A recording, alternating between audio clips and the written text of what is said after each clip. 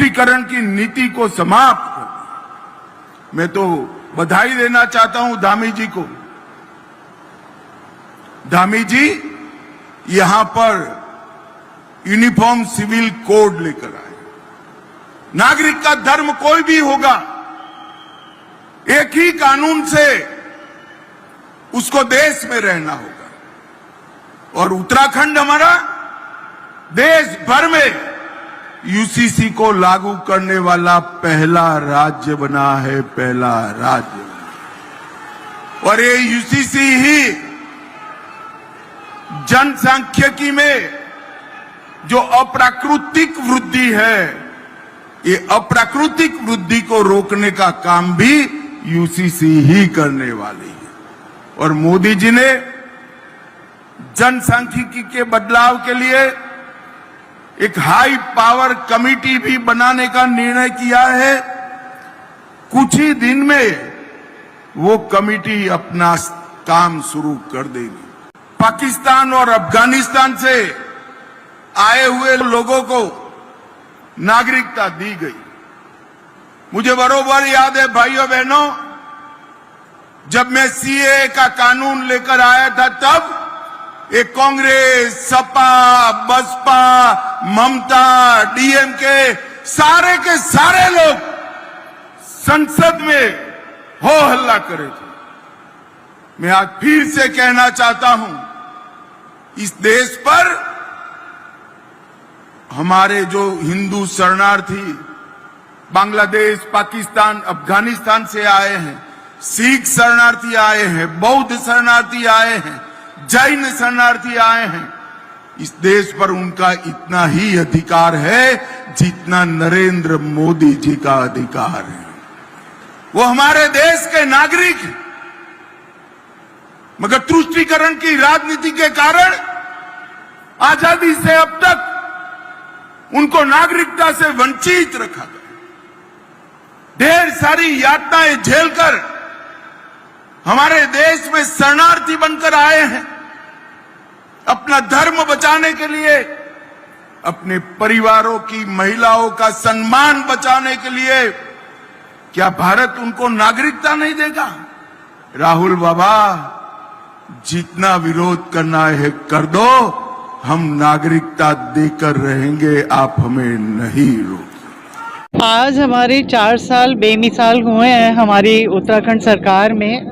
वैसे तो हमारे 9 साल हुए हैं, बट अभी धामी जी की जो 4 साल बेमिसाल जो हमारी सरकार रही है उसके विषय में कंप्लीट जितनी हमारी योजनाएं हैं इम्प्लीमेंट्स हुई हैं और उत्तराखंड का जितना विकास हुआ है उसके विषय में हमारे बहुत सारे मतलब कि उन्होंने योजनाओं के लिए बहुत योजनाओं के लिए पैसा दिया है।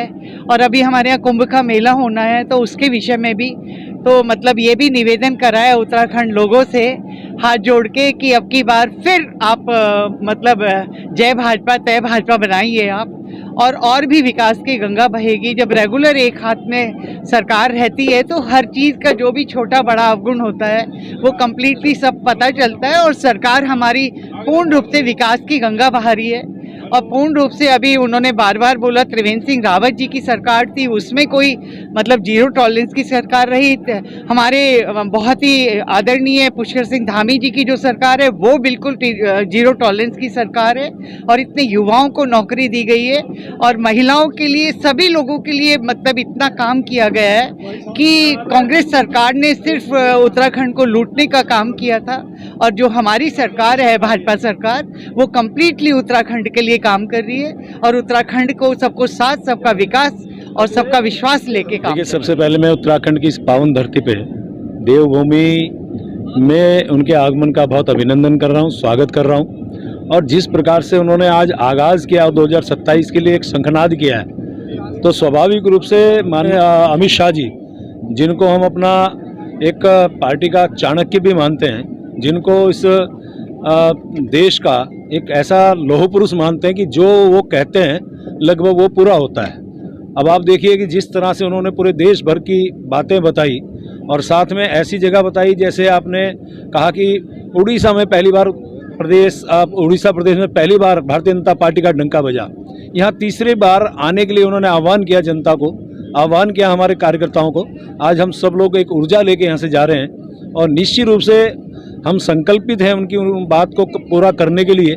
और जिस प्रकार से उन्होंने कांग्रेस और कांग्रेस के नेता आदरणीय राहुल गांधी जी के बारे में बताया, उत्तराखंड में जहां उनके निर्माण में जो प्रतिकूल उनका भाव था, आज वो उत्तराखंड में इस प्रकार की बातें करना या दुष्प्रचार करना, वो सारी बातें उन्होंने बताई हैं। तो स्वाभाविक रूप से हम लोग जितने पार्टी कार्यकर्ता हैं, अन्य लोग यहाँ पे आए हैं, वो उनकी बातों को आत्मसात करेंगे और आने वाले टाइम पे आपको रिजल्ट दिखाई देगा। वैसे भी माननीय पुष्कर सिंह धामी जी जिस प्रकार से हमारे प्रदेश में काम कर रहे हैं, आदरणीय मोदी जी का आशीर्वाद इस उत्तराखंड में कितना है, वो सारी बातें आज लोगों को सबको पता है। तो आने वाला टाइम भारतीय जनता पार्टी का होगा। तीसरी बार फिर से सरकार भारतीय जनता पार्टी की सरकार बनने जा रही है। ये अमित शाह जी का शंखनाद आज यहाँ पर हुआ है। मैं धन्यवाद ज्ञापित करता हूँ उत्तराखंड देवभूमि की ओर से आदरणीय अमित शाह जी का, और इस सुंदर कार्यक्रम के लिए पुष्कर सिंह अमित शाह जी का हरिद्वार जो दौरा है, ये 4 साल बेमिसाल जो पुष्कर सिंह धामी के सरकार के हैं और लगातार मोदी जी के, अमित शाह जी के नेतृत्व में राष्ट्र लगातार विकास के पथ पर अग्रसर है।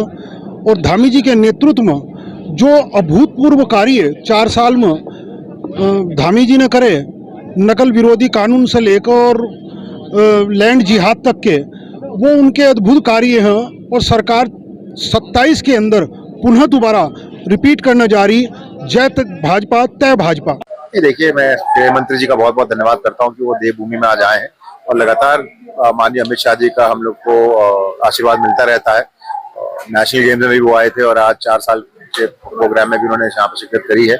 तो अभी जो बैठक हुई है उसमें भी उन्होंने आगामी चुनाव के लिए किस तरीके से तैयारियां करनी है, कैसे बूथ लेवल तक काम करना है, बूथ लेवल को स्ट्रॉन्ग, बूथ कमेटी को स्ट्रॉन्ग करना है, सरकार की क्या क्या योजनाएं होनी चाहिए अगले 6 महीने में, और किस तरीके से जन जन तक पहुंचना है, उस पर हम लोगों को पूरा एक गाइडलाइन दी गई है। और मुझे उम्मीद है कि अगर भारतीय जनता पार्टी का जो काडर है वो बहुत स्ट्रॉन्ग काडर है, अगर हम ये चीज करने में सक्षम हो जाते हैं तो 2027 का चुनाव की राह हमारे लिए और आसान हो जाएगी। सर, क्या कोई मंत्र भी दिया गया है आगामी विधानसभा चुनाव को लेकर? जैसे मैं आपको बताया कि आपको बूथों पे कैसे काम करना है, अपनी जो विपक्ष की पार्टी है उनकी गतिविधियों पे नजर रखनी है। और आपको पता है कांग्रेस हो चाहे यूकेडी हो, वो एक भ्रम फैला के राजनीति कर रही है, उसको भी कैसे उससे बचना है। तो काफी चीजों पे स्पेशली जो हमारे कार्यकर्ताओं के साथ और हमारी बूथ लेवल की कमेटियों के साथ क्या समन्वय सरकार का और संगठन का होना चाहिए, उस पर चर्चा है। देखिए, मैं कहूंगी कि यहाँ पर अमित शाह जी हरिद्वार आए और उन्होंने 4 साल सरकार के पूरे होने जा रहे हैं और 4 साल के इस कार्यक्रम में वो उपस्थित रहे और उन्होंने बहुत आश्वस्त वो इस बात से थे और सबको उन्होंने संकल्प दिलाया कि किस प्रकार से तीसरी बार फिर से हमें भारतीय जनता पार्टी की सरकार बनानी है। और वो खुद, उन्हें इस पर पूर्ण विश्वास था और उन्होंने हमसे भी कहा और सभी जितने लोग उपस्थित हैं उनसे कहा कि आपको भी ये विश्वास रखना है कि तीसरी बार हम पूरी तरह से सरकार बनाने जा रहे हैं। और सभी लोगों ने संकल्प ले लिया कि हम फिर से तीसरी बार सरकार लेकर आएंगे। और मुझे लगता है कि उसी तरीके से संगठन को किस प्रकार से मजबूत करना है, कैसे हमें और अपने कार्यक्रम करने हैं, उसी स्तर पे बात हुई। सरकार को लेकर बात हुई, 3 साल तीसरी बार बनाने जा रहे हैं, कोई ऐसे मुद्दों को लेकर जो आप जनता के बीच में लेकर जाएंगे, जो कि विधानसभा चुनाव नजदीकी है, इसको लेकर क्या बातचीत हुई? कौन से मुद्दों को विशेष रूप से रखा है? नहीं, सबसे महत्वपूर्ण तो ये है कि अभी ये देखना कि भारतीय जनता पार्टी ने क्या काम किए हैं। हमारे लिए महत्वपूर्ण ये है कि जो काम हुए हैं केंद्र सरकार द्वारा, प्रदेश सरकार द्वारा, उसको जनता तक ले जाना, वही सबसे प्रमुख फिलहाल में हमारा मुद्दा रहेगा। और बाकी कांग्रेस और यूकेडी की जैसे वर्तमान में अमित शाह जी ने राहुल गांधी को सीए की नागरिकता को बुलाया है कि बुलाया जा रहा है, इसको लेकर क्या कोई उत्तराखंड में आप लोगों की प्रचार प्रसार की कोई नई नीतियां तैयार हो? नहीं, इसको लेकर कोई नीति नहीं है, लेकिन जिस प्रकार से सीए पर भ्रम फैलाया गया था, सीए जो कानून है, बार बार हमारे गृह मंत्री जी द्वारा कहा गया, ये किसी की नागरिकता को छीनने का कानून नहीं है, ये नागरिकता देने का कानून है। और आज हमने यहाँ पर देखा, आपने देखा सबने, यहाँ नागरिकता दी भी गई। आज कुछ पाकिस्तान से आए लोगों को दी गई, अफगानिस्तान से आए लोगों को दी गई। तो नागरिकता देने का कानून जो है सीए है। तो भ्रम फैलाना का काम ऑपोजिशन का है, लेकिन उसको कैसे हमें ठीक करना है और जनता तक अपनी कनेक्टिविटी बनाकर रखनी है ताकि उस तरीके के भ्रम का कोई ऐसा असर